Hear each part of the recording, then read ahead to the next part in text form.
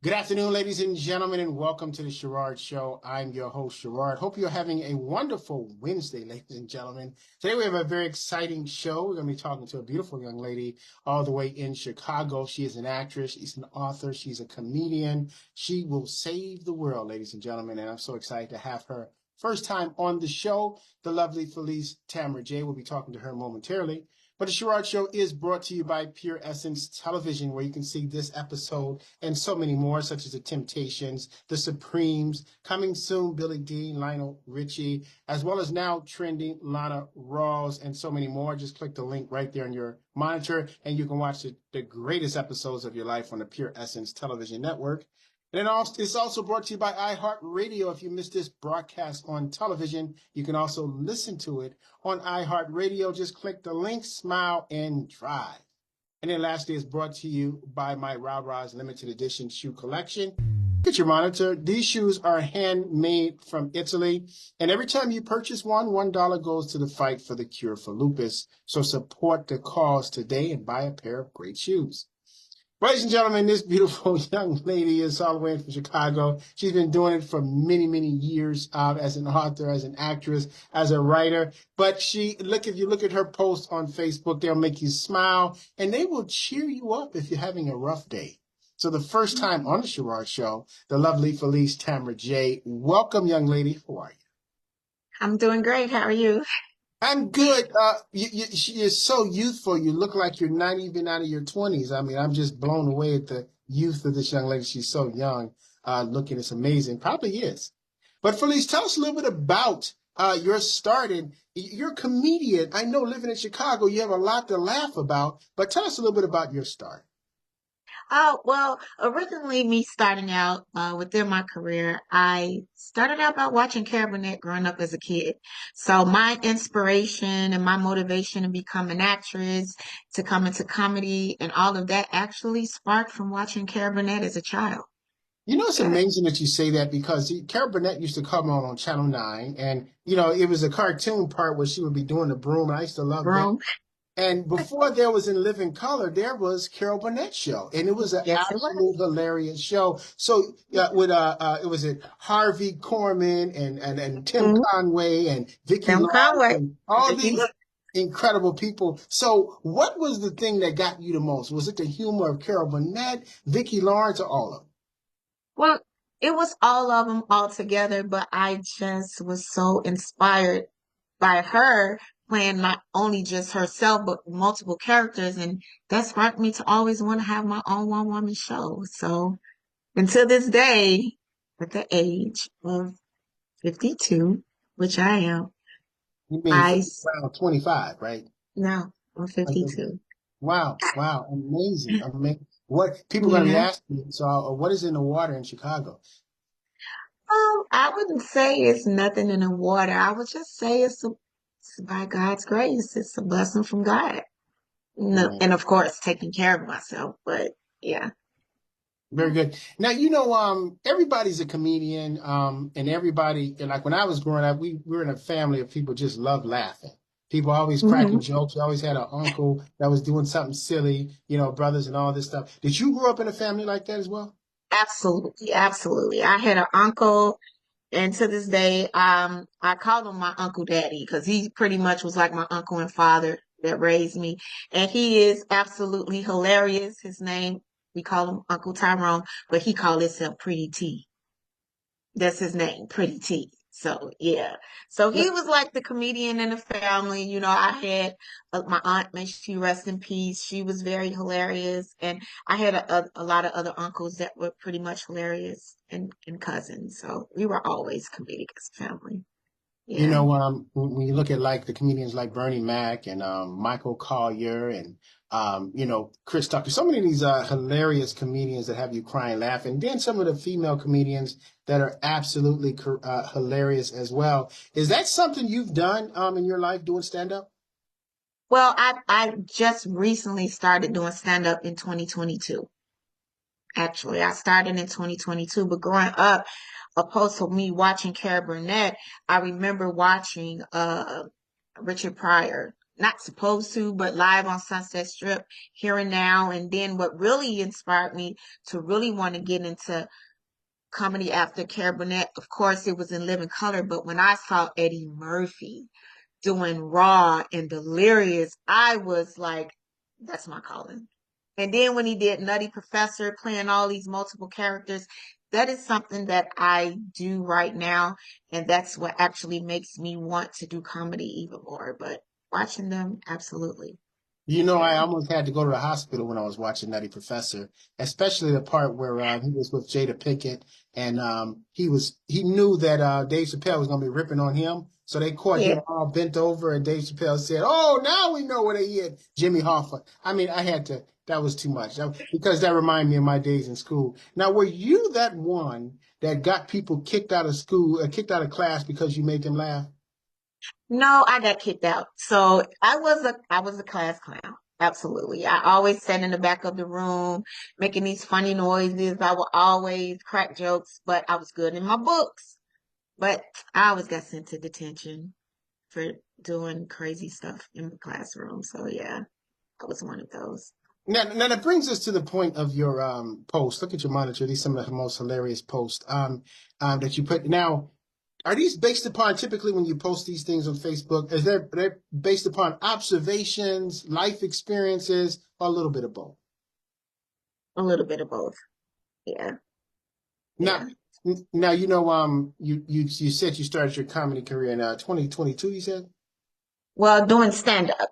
Yeah, okay. I started stand up in 2022, but I've always been very community growing up as a child. Yeah, so throughout my whole life, I've always been funny or, been the one in the family that's very entertaining. You always had that kid, you had that, come on, do Michael Jackson, do that dance, do that. That was me. I was always the one that was in the middle of the carpet in the living room, and my mom and aunts always pointing me out to do something. So yeah, I was that person. You know, it take you to travel around the world like I've traveled around the world many times. And, when you come to Chicago, I actually did comedy in Chicago as well. What was it, All Jokes Aside? And then it was another place downtown. But, you know, Mhm. um, you have to bring it. If you're not funny in Chicago, they will let you know. Oh, they will. So It, what was it like for you the day that you went to, I guess, amateur night or whatever, and you were the next person up? What was it like? Do you remember the first joke you cracked? well, I pretty much don't necessarily crack jokes. I'm a storyteller. So I got that from watching Richard Pryor and Eddie Murphy. And those were like my ultimate two favorite stand-up comedians growing up as a child because they told stories. Like I remember the story where Richard Pryor talked about Mudball and how not Jimmy Fox, but Eddie Murphy talked about the auntie with the mustache and all of that. So then we go into Kevin Hart, how he talked about his kids, his dad, and everything. So I look at my stand up as telling a story. So I don't necessarily just crack jokes. Everything has meaning to it, and it comes from my life or life experiences. So yeah. It's funny. I don't, when I did stand up, I didn't need to crack jokes. I mean, just talk about my family or just talk about stuff Yeah, that happened in church. basically. I mean, church Yeah. folk, that's material enough for 2 years just to talk about the way church folk act and then your family and things like that. Now, are you still doing stand up? Yes, I actually have a show coming up that I have a spot where I will be working with Cherie Luckett. She's celebrating her birthday this Saturday, and she's having a show at the Privilege. I think I'm saying that right. It's the Privilege on the south side of Chicago. So I will be performing this Saturday. So yeah. You still get nervous when you're about to go up? What? Absolutely. To the point where I feel like I'd be one. It be that bad. But it's like once you hit the stage, they call your name, you on the stage, the jitters are there, but once that mic is in your hand and you get to talking and get that first reaction from the audience, everything is like smooth sailing from there. I Yeah. think comedy is an art, and some people are funny and don't know it. Some people just, as soon Mhm. as they get up there, you're ready to laugh. And some Yeah. people just know how to deliver. Richie Pryor knew how to deliver. Eddie Mhm. Murphy really knew how to deliver. One of my favorite comedians was Robin Harris. He was one of Yes. he's from Chicago, one of the Hmm. absolute funniest guys. He looked funny, but he knew how to deliver as well. What are your thoughts? Well, my thoughts on Robert Harris, I actually was a really big fan of his, but he wasn't like one. I enjoyed him in House Party. That's when I found him the funniest, but I'm not, you know how people would just tattletale. I've never really paid attention to his stand-up. I didn't, but I did watch him in House Party, and I thought that he was absolutely hilarious from there. Yeah. The interesting thing is that some people can be funny as stand-up and not funny as a sitcom, or vice versa. Some people can be funny in a sitcom and not funny Yeah. in stand-up. Funny stand-up. One of my favorites is Red Fox, but I like Red Fox more in Sanford and Son than I Sanford do. and Son. Yeah. Yeah, I totally agree. I totally agree. I wouldn't say that Fred Red Fox was not a good stand-up comedian because he was awesome, but he was so much funnier as an actor, a comedic actor in Sanford and Son. Yeah. Very much so. Well, ladies and gentlemen, we're going to take a quick commercial break. When we come back, we're going to have more with the lovely Felice Tamara J. First time on the Sherrod Show. We'll be right back, right after this, ladies and gentlemen. Here's an important message from the U.S. Med Diabetes Solution Center. If you have diabetes, you know the pain of pricking your fingers. But now, by wearing a small device called a continuous glucose monitor, or CGM, you can reduce your pain right away. It's easy to use and helps you make more accurate diabetes treatment decisions. If you use insulin daily, you might be eligible to get your own continuous glucose monitor. Call the U.S. Med Diabetes Solution Center to learn about this groundbreaking new CGM technology. If you have Medicare or private insurance, call to see if you qualify for a CGM at little or no cost. Shipping is free and will even bill your insurance company for you. U.S. Med is the #1 rated supplier on Google and Facebook reviews. So call us right now to see if you qualify for a CGM at little or no cost. U.S. Med. Better service. Better care. And welcome back, ladies and gentlemen, to the Sherrod Show. I'm your host, Sherrod, for our Wednesday conversation with the lovely Felice Tamara J. My mistake, even more It's beautiful okay. Tamara. It's amazing to me, Felice, when you look at the people who've come from Chicago and where Chicago is now in terms of films, in terms of comedy, and so many other things. When I grew up, all the films and movies were out here in Hollywood, or there was Hmm. some in New York. But now Chicago and Atlanta are considered meccas. Yes. So Atlanta is pretty much known as, I would say, Black Hollywood. It really is. So is Chicago. It's a lot of great projects and a lot of upcoming filmmakers, writers, directors, actors, actresses that are here in Chicago. But a lot of them they're navigating to Atlanta. A lot of people are moving to Atlanta as well as I want to move to Atlanta. But yeah, it's very talented here in Chicago. It is. So, where are you looking to take your career from here on out? I know you're mentioning a one-woman show, but what else are you looking to do? Films, movies, sitcoms? Well, I actually have 6 films that I've already written, direct, produced myself. And I'm in the process right now of trying to get all my movies on Tubi. So that's my next step. So I am more of my genre of writing. I am a big fan of like suspense thrillers and horror movies. You know, a lot of people will look at you like a female. Yes, I blame my mom. May she rest in peace.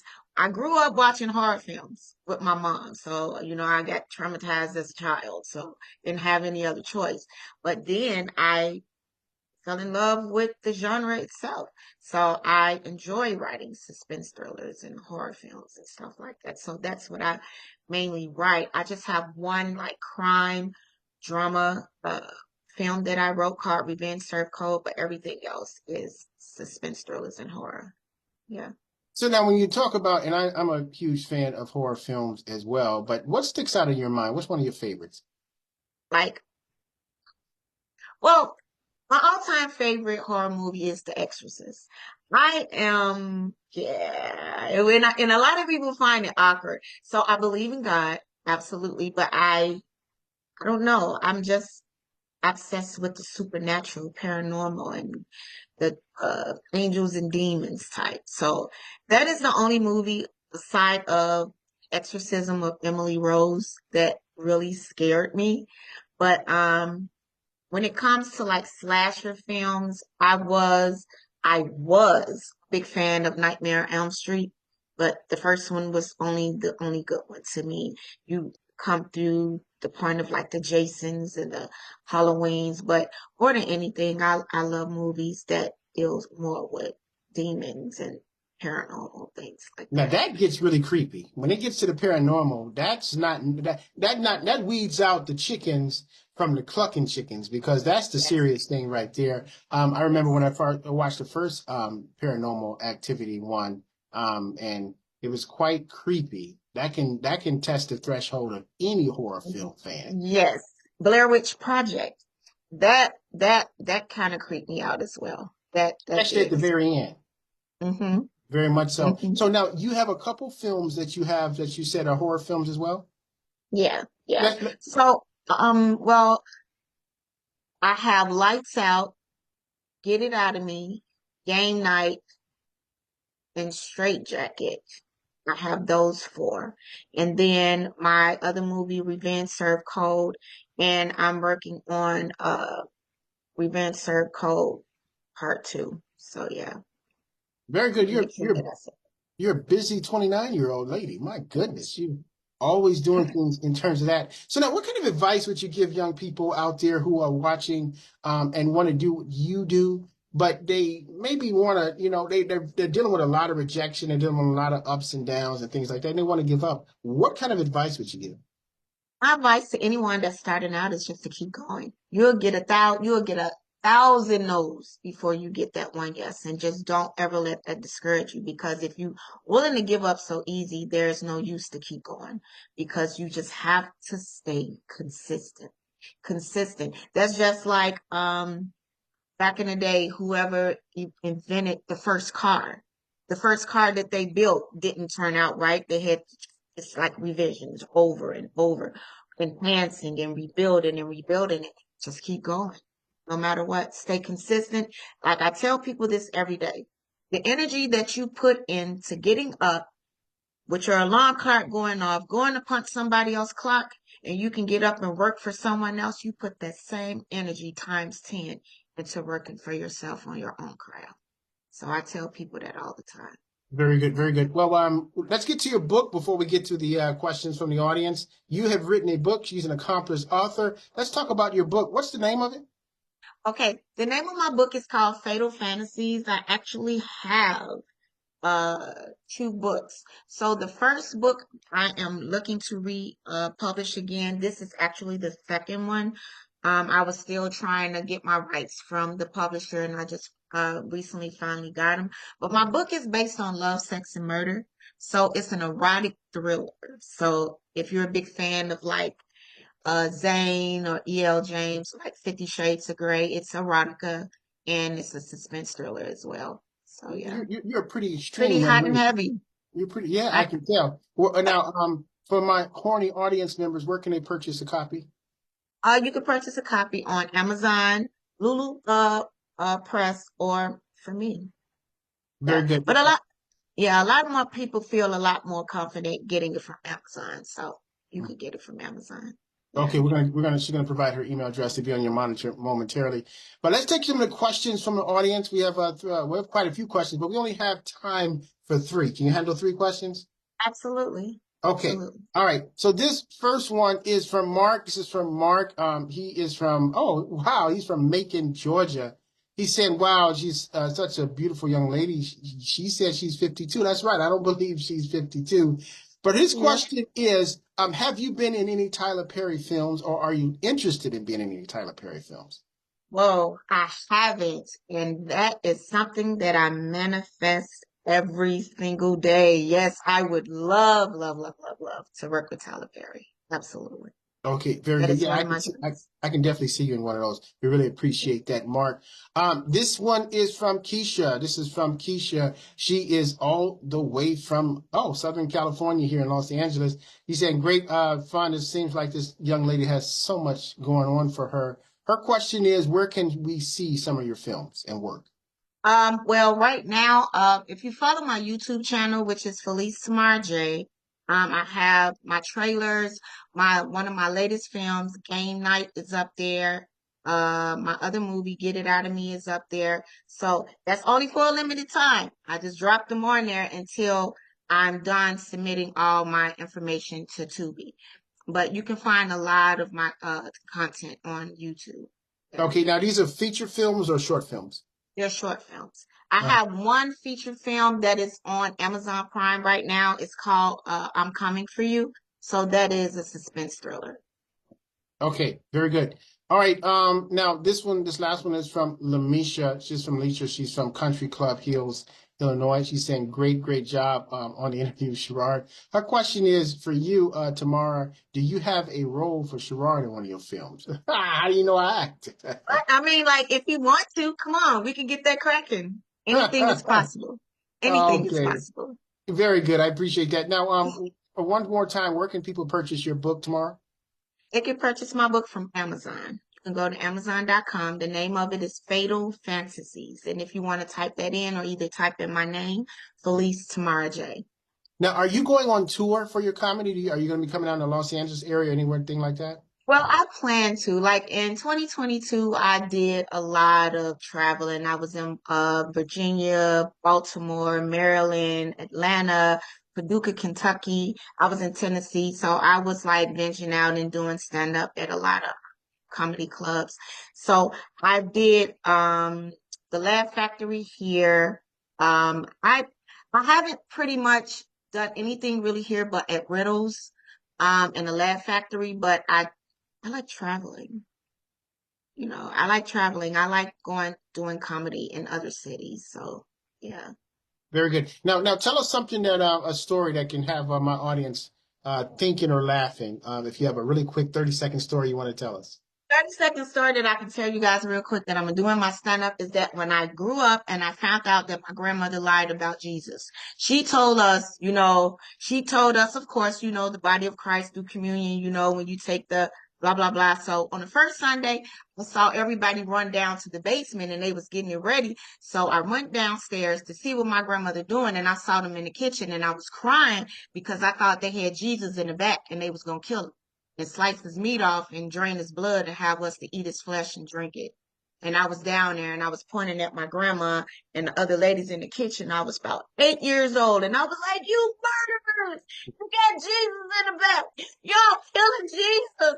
Y'all killed Jesus! Bad. I got a whooping. My grandma made me go back upstairs, but yeah, I thought they had Jesus in captive in the church and held him down there for every first Sunday to drain his That's blood, traumatizing. get his flesh, and had us to drink it. That's traumatizing. Wow. We really appreciate you sharing that story. And Felice, we thank you so much for stopping by on the Sherrod Show. Hold up your book one more time so the audience can be able to know where to purchase your book. Maybe make sure you grab a copy of that. You may be able to actually get an autograph copy from her as well. And then Yes. you can purchase it at Amazon. And any final thoughts, Felice? Like I said, my final thought that I can give everybody is, like I said before, stay consistent. Don't ever put age, time, or anything on your dreams. Consistent. Long as you got air in your lungs, you got every day you wake up, that's another day to pursue your dreams. Just keep going and going and going. That's all I tell people every day. Because a lot of stars didn't make it until they were in their 40s or 50s. You may have seen them in movies, but they didn't get their big break until they got a lot older. So just keep going. Yeah. We really appreciate that, man. Your new nickname is Fountain of Youth because she still looks like a kid in the face. We thank you so much, Felice, for stopping by on the Sherrod Show. Stay tuned on our next episode of the show where we have the legendary Billy D. Williams stopping by the show to talk about his new book as well. And then also we have a few boxing legends coming up. We're so excited. wonderful year upcoming for the Sherrod Show. Make sure you follow us on the Pure Essence Television Network, Facebook, as well as sub up on the Pure Essence Television Network on YouTube. And always remember, ladies and gentlemen, if you ever want to soar with the eagles, stop hanging around turkeys. See you next time. Bye now. Later.